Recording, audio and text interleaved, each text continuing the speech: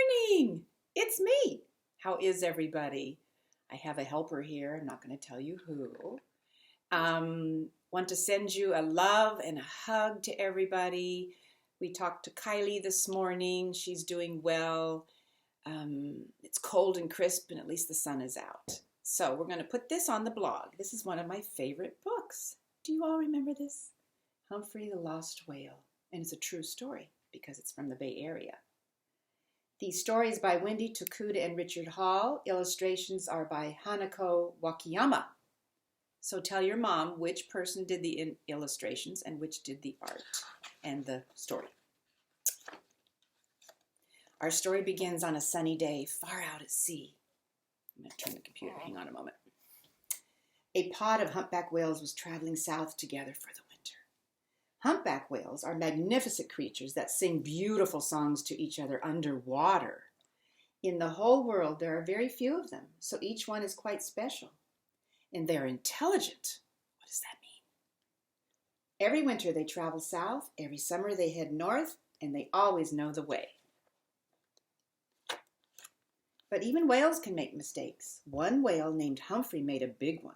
He turned away from his friends and he wandered under the Golden Gate Bridge into our San Francisco Bay. Everyone was so surprised to see him in the bay. People don't get to see humpback whales very often because they usually stay in the very deep waters. It was a special treat to see one so close to the city of San Francisco. Humphrey was a spectacular sight, as long as a city bus and as big as 7 elephants put together.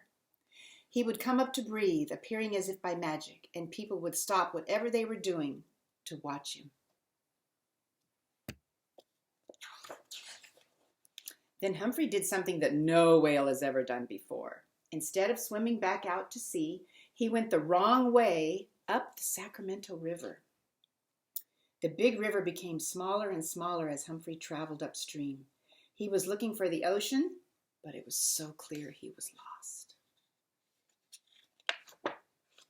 Hundreds of people came by to see Humphrey. They would stare out at the water, waiting for him to come up for air.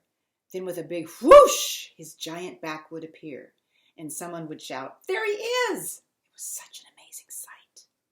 But something was wrong. Whales are supposed to live in the salt water of the ocean. Hang on a second. Not in the fresh water of rivers. A whale would die if he stays in fresh water too long. He was in trouble. Look at all the people on the banks. Everyone knew that Humphrey had to be turned back toward the ocean, but no one knew how to do that. After all, something like this had never happened before. The farther Humphrey went, the more everyone worried and became more and more scared.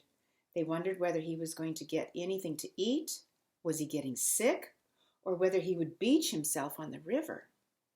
One day, he squeezed under a tiny bridge. It was so small that no one could understand how he did it. Now he was really in trouble. He was trapped. The river beyond the bridge was so shallow. That means it's not deep and narrow. It was so small that Humphrey could hardly turn around. There he was, a whale stuck in a tiny stream right in the middle of a farm field. It was so hard to believe. Something had to be done to get him out of there fast. He looked sick. The scientists knew that he would die if he didn't get back to the ocean. Time was running out.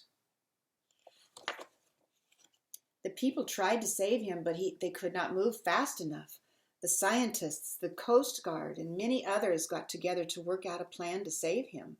They decided to bang long pipes together under the water and scare him back down the river. At the same time, they would play a recording that would broadcast underwater. These are sound drawings. It makes like an echo. Maybe Humphrey would be so hungry and lonely, he would turn around.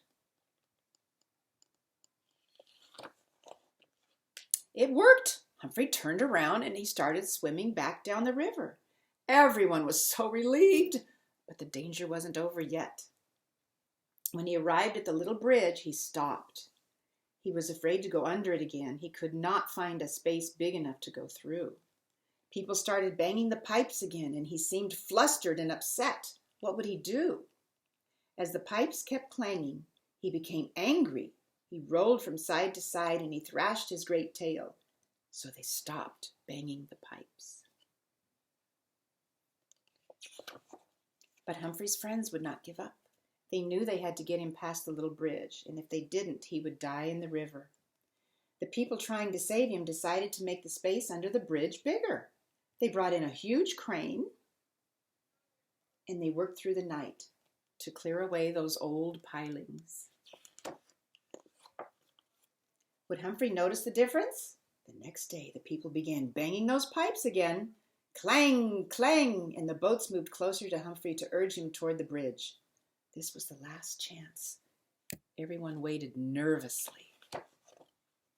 He bravely approached the bridge, but as he tried to swim under it, his head was lodged, that means stuck, between the pilings. He frantically bobbed his head up and down, and he thrashed his tail to free himself.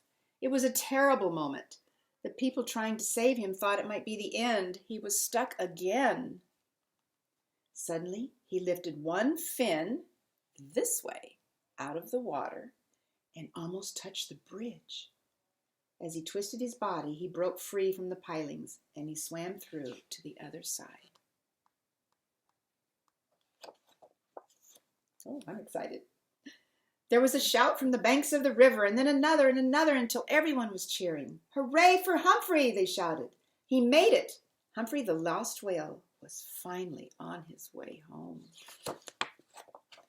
A whole flotilla, that means big group, of boats and the clanging of the pipes behind him had helped him find his way down the river. Finally, he arrived at the San Francisco Bay. Look at everybody out on their boats. He spent one whole day happily swimming around the bay. He did tricks for the people gathered along the shore. They oohed and they awed while he slapped his tail. And when he leaped into the air and his belly flopped back into the water, he seemed to be saying goodbye and thank you to all his friends who had helped save his life. The people who had helped rescue Humphrey also felt grateful. He had taught them a lot about humpback whales. He had also become a good friend. And during this ordeal, let me turn this so you can see it, he could have simply flicked his tail and overturned boats carrying the people who were trying to help him, but he never did. He seemed to understand that they were his friends. And in the late afternoon fog, he swam under the Golden Gate Bridge and back out to sea. Humphrey the whale had made it. He was finally home. Yay! Can we go out to play now? I love you all. Don't forget it.